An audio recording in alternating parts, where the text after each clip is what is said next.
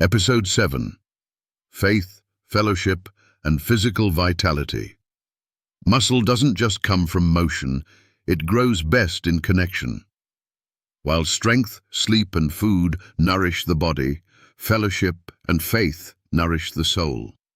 The Bible tells us in Ecclesiastes 4:9-10, "Two are better than one, for if they fall, one will lift up his fellow." This truth carries powerful implications for those seeking health after 50. Isolation is one of the silent killers of senior health.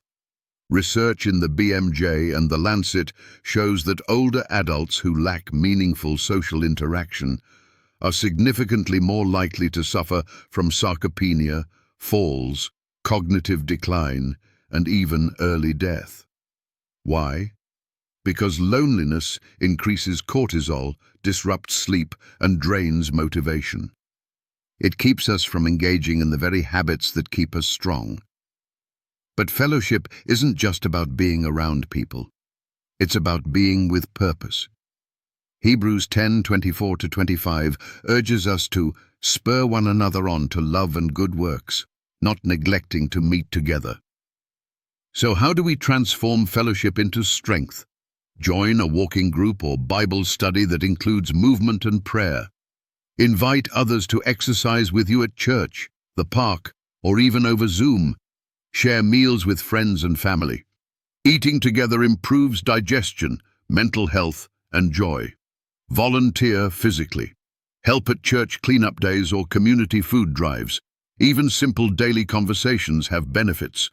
A study in Journal of Aging and Health found that 15 minutes of positive conversation daily can reduce blood pressure, ease depression, and increase self-reported strength.